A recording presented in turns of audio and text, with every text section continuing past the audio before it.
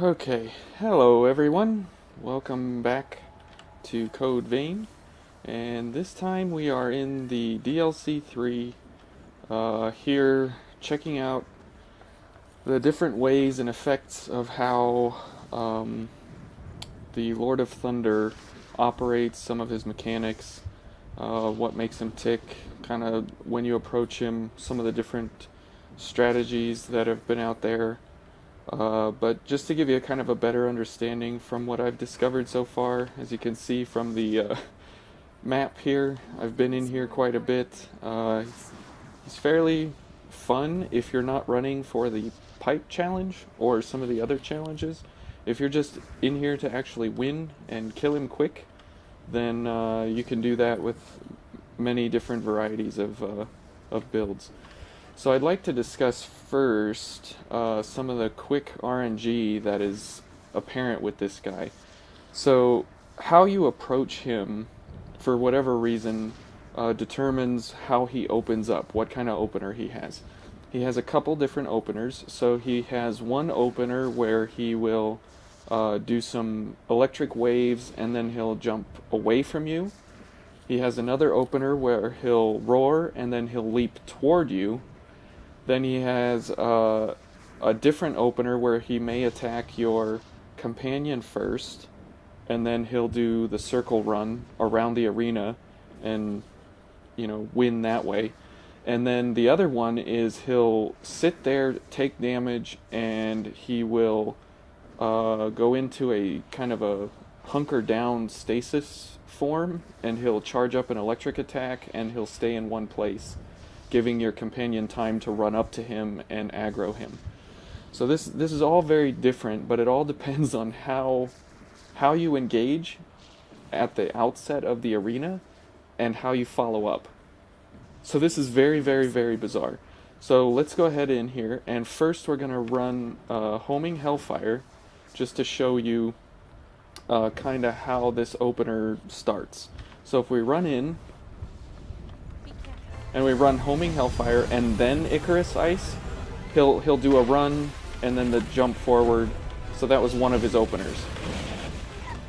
Okay. And then he does his running around. Now, let's go back.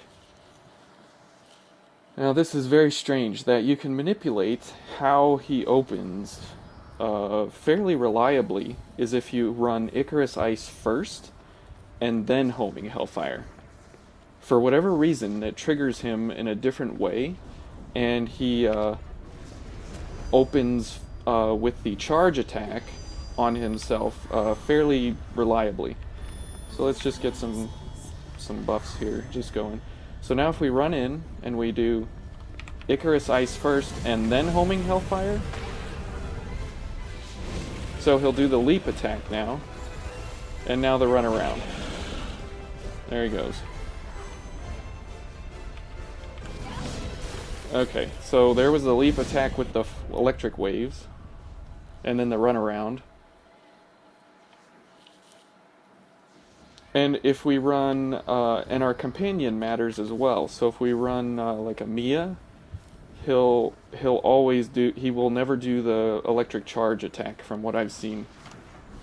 Which again, I don't really understand how he works. So if we run Icarus Ice first.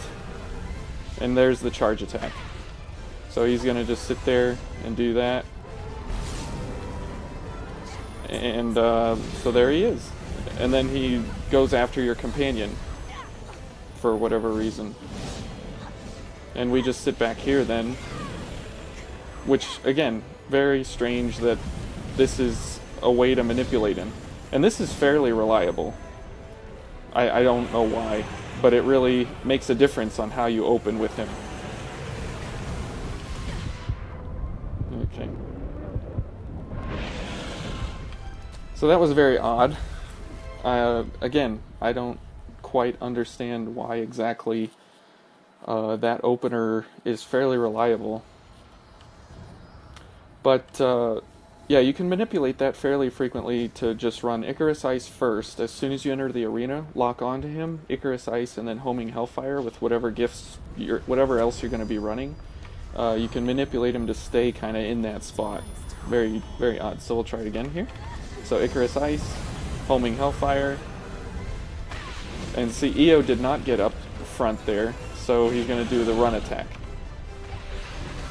And we can't do anything because he's doing his run.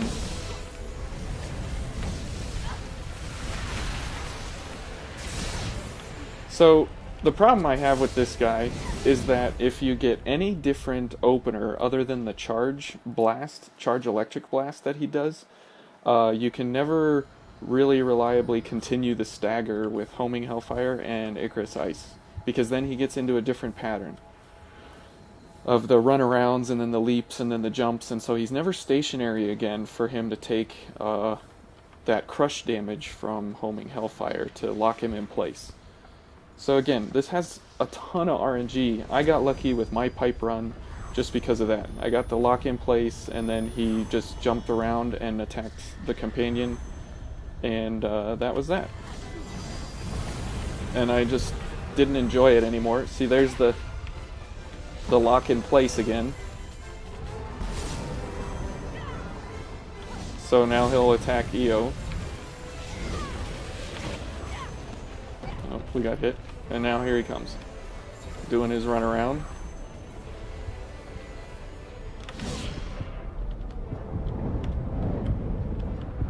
And we get locked in place with his nonsense here.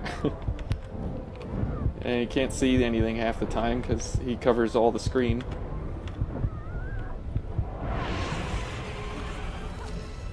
So, it's a very strange fight, and if you don't kill him early, he does all these extra shenanigans where he gets power off of the electric pools on the ground, and different things. So I'm not exactly sure how to manipulate him out of those.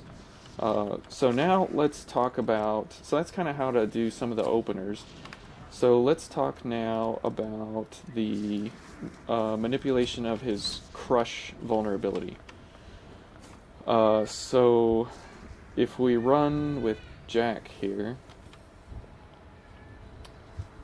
we'll run Jack. And so every attack that hits him, he has a weakness to some sort of crush. So he can take, I believe it's three crush attacks before, 3 or 4 crush attacks before he staggers. So to our advantage, we would run this up here and then run the charge accelerators. So we can get this, and then let's go ahead and buff here. We'll show some of this, how we did the build that Noko had shown off to stun lock him, but it only stun locks because it's a crush attack. So that's the critical part of all this, is that you want to continuously do crush. So let's see here, and the damage that comes out of the Black Greatsword in the heavy charge attack is a wave of crush attacks. See, and every one of these is a crush that's staggering him. And there we just obliterated him. Literally. Grim Menace obliterated him. Oh, fastest record, look at that. So there you go. That's nice. So that's the trick with the Black Greatsword, is that it triggers 3 attacks on a charge attack. See, each one of those 1, 2, 3, those pillars that shoot up, those are all blood pillars, and each one of them does a crush damage. Even though the Black Greatsword is slash, it does have crush built into it. And I went with the ice version of this. So the charge attack pieces that come out of it, like that 1, 2, 3, if those hit him, those count as 3 extra crush attacks. So then you can rely on those 3 hits to make sure that it's uh, a crush attack, and that way it staggers him over and over and over. So if we would switch to, if we would switch to something like the Argent Wolf Kingblade, where it's slash only, you'll notice a considerable difference here in how he reacts. So let's go back. And we'll buff up again. Let's get our Mind of Vitality. 5. So I thought he was actually fun when I first ran into him, and I did all the other kind of challenges with him, with Jack running Fatal Surge and some of these others real quick, just off the shelf. I was like, oh, this is going to be a great guy to play with, because he's a lot of fun. You can beat him quickly, you can beat him easily. And then I started doing some of these other attacks and stuff where we were running for the magic builds, and it was just not as enjoyable. So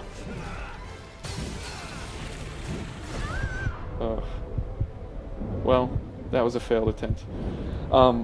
So I don't really understand the difficulty spike between running something like what we just had with the crush ability of the Black Greatsword, and then running something like a ice crush, and he just completely ignores all of that crush ability. So if you run like Baba Yaga's Gaze and Freezing Roar, those are ice crush, those are what he should be weak to, but for some reason he just kind of ignores those as a stagger potential. So it's only weapon strikes that count for some reason in the crush arena. Maybe someone has a better explanation than this, but it seems very strange that that's kind of how he operates. Alright, so let's try this again here. Go for the charge accelerator. Whoops. Oh well. Oh, what am I doing?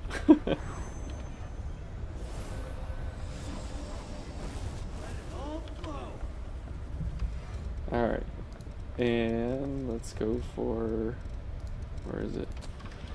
Okay.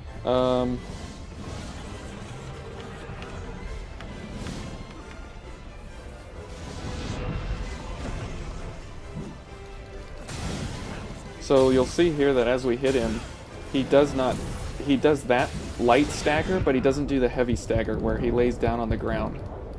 See, he continues to do the light stagger, but he's not doing the heavy stagger where he lies down on the ground, for whatever reason.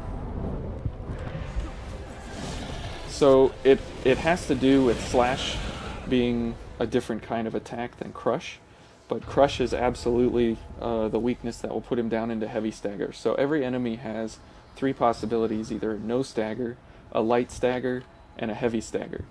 So crush for him does a heavy stagger, and for the light stagger is slash for whatever reason. So he just kind of sits there and he rears up on his hind legs, and he doesn't actually lay down on the ground. So when he does the down on the ground stagger, that's because you've been doing crush. So that's why the Black Greatsword is so kind of overwhelmingly powerful against him, because he is weak to those projectiles that come out from the blood perk of the Black Greatsword. So when you do this, those 3 count as 3 crush attacks successively, and so that's his weakness, and so therefore it puts him down into the heavy stagger state. So that's a little bit about how he is. I was hoping that the Pipe of the Unrivaled would be something crazy, like the charge attack would call down thunder, ice, and fire to, do some crazy, like, ultimate attack or something, but nope, they literally just say that this weapon only exists to venerate the mighty. I guess it's like a badge you carry around that says, look, I did these ridiculous challenges, which is which is fine. So for the rest of the actual depths here, I ran Cert, and I ran the Blanched Greatsword, and I ran the Noble Silver. But now we have something which is a higher scaling factor than Noble Silver, which is the Daybreak Thunderfang. This is one of the challenge rewards you get, and it now has the highest light scaling in the game. So ignore everything I've said before this video, or before DLC 3 came out about light scaling. The same principles apply, but it's no longer the Noble Silver Intensified, but it's the Daybreak Thunderfang Intensified. So this is the highest light scaling veil in the game. So if we go for something like EOS, you can see that here this is a 1226, and this one's a 1445 scaling down here. So it dwarfs everything else in the game. This is the ultimate light gift veil, and I can't wait to see kind of how this one works out into different builds and running with some of the new light gifts that we got. So we also got this one, Frostwave, which is now an S scale Mind Ice Pierce gift that we got. We got also this one, Thunderbolt Impact, which is a Lightning Crush with a scaling of Mind A. And so we got some new good mind gifts here to be able to help us with the light scaling issue that we had previously. So let's go back to Cert, and this is kind of what I was running as I was running through the DLC. The regular actual DLC here I had a lot of fun with. I just didn't really have an enjoyable time with the doggy, I guess you could call him, the giant dog that runs around. It just seemed kind of gimmicky and not really like a fair fight. So this is kind of what I was running through here, just to kind of give the Blanched Greatsword some love, since it never really gets used unless you have the DLC or the pre-order. Sorry, you have the pre-order, and it did fairly well running through some of the bosses and things. But I enjoyed this area as it was fairly dark, and it kind of got me lost a few times, and it was a lot of fun to kind of experience something that I hadn't seen at all, and that it was new, and I don't know. I just enjoyed the vibe of the place, how it was like a dark underground. You really did feel like you were in the depths. So that was a lot of fun for me. I know a lot of people don't like it. I know a lot of people don't like the bug that happened and everything with the consoles. Everything worked just fine for me. I don't know why. I have no explanation for that. But I did enjoy the adventuring part, and then when I got to the final boss there, I was like, oh, this is fun, because I was using so when I was running Queenslayer Jack, I ran the Queenslayer Greatsword Intensified, and because it is crush attack only, it just blazed through him so fast here. Well, I'll show you how much damage crush actually does to him in a pretty straightforward and quick way. Okay, so let's get some of this here. Okay, and which, to be fair, that's fine that he has a weakness and everything, but everything else that is that same weakness, like the damage comparison between what this build does and what something like Harmonia does to get Eva's extra outfits and things, it's like there's no comparison at all, which is kind of weird. It's not even like, oh, it's a fairly competent comparison or something. And keep in mind, I'm playing on the harder difficulties. Most people aren't at 21 stars, so he does take a lot more damage. Oh, what are we doing?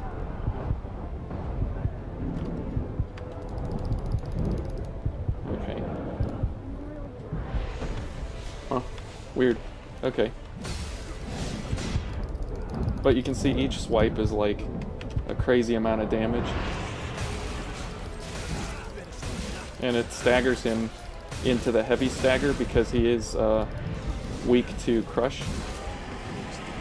And that was a really sloppy fight, but I mean, we won anyways. I know it was because of Jack, but I mean, still, it's a very sloppy way to win, but it's fairly reliable and fairly simple. I mean, anybody can put this build into effect and run it, and they can have the victory. Which is nice that there is a way to just kind of run through it quickly and easily. But yeah, so you definitely want to go with Crush. You definitely want to go with Ice. But yeah, you can manipulate him at the beginning fairly easily with Icarus Ice and Homing Hellfire. These are some of the strategies and things that I was running against him, and they seem fairly reliable. The other one is if he tracks onto you, Homing Hellfire is fairly useless because he's always running and jumping and running in circles, and Homing Hellfire doesn't track fast enough to be of any use. So yeah, it really depends on if he tracks onto the AI partner or not, or if he tracks onto you, or yeah, just kind of some of those behaviors. And once you get all the RNG to line up, then it's fairly an easy win. But if it doesn't, and some of it's against you, then it's a ruinous nightmare.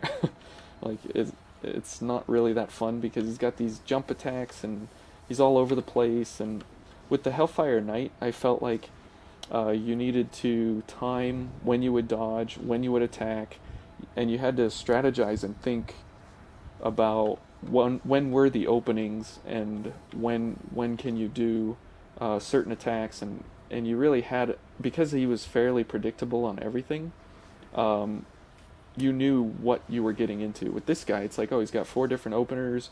I don't know which one it'll be, and if it's not the one that staggers him in place, then you might as well just missile out and be done and start over until you get that perfect RNG, and then start over again. And if you get it, then great, and if not, then it's just keep starting over. So I don't know. I like RNG to a point, but there's just some of the things that it's like, well, it's RNG just for RNG. Like, don't make it harder because of RNG, but make it more of a challenge because of RNG. So I don't know. I come from a day of 2D side scrollers, so this is kind of, I don't know. These kinds of RNGs are not as enjoyable. But I hope that kind of gives you some insight onto how he operates and how he functions and some of the different ways and methods that you could possibly go about hopefully finishing a lot of these challenges. Like I said, I wish this pipe did some kind of, when it was paired with a certain gift or something, that it would like do some kind of new type of damage, like explosive damage or something that you can only get from this type or from this pipe, and that it would do something extra special that you can't get any other way. Just so that way you'd have like this amazingly high tier level weapon that had like a multiplier of like 100 on it or something, or 10 or something crazy. So that way, you've done so much effort to get to this level, to get that pipe. You've spent a lot of money to get that pipe, and then to just say that it's merely to look at and never use. But it would have been really cool if it had like, I don't know, maybe like every single stat it would scale off of in an S plus scaling, and its required stats were like E on everything. So that way, any build could use it, any code could use it, anything could use it, and it would have like plus 50 damage to blood, ice, fire, or fire, ice, and lightning, and it would have a 3 times drain rating or something like that, and it would have perfect defense or something, like, just an amazing weapon that you've spent all this money and all this effort to be able to get something like this. But these are all my thoughts. Agree or disagree. This is what I think. So hopefully this gives you some insight as to how to run run the pooch in the den here, and if you can even get there. I've heard some of the talk or read some of the posts about that bug for the DLC 3 on consoles, that it has to do with New Game Plus, and I don't know if it has to do with New Game Plus Enhanced or New Game Plus Normal. So some people are starting New Game Plus Normal and it's not working. Some people are starting New Game Plus Enhanced and it works fine. So I don't know if it's Bandai's way of forcing people into an enhanced playthrough. I don't know. If it is, I mean, I agree. I like the enhanced playthrough. I think the harder challenge is a lot more fun, just because it pushes you to the absolute limits. And since I love min-maxing everything through the math of the game and figuring out that, like a Devour Chrome plus Avarice is a multiplicative 50% times each other, so that's how you get to the 2.25. So, those kinds of things I enjoy, but not everybody does, and it kind of makes it not accessible for everyone when you hide things behind those kinds of stuff.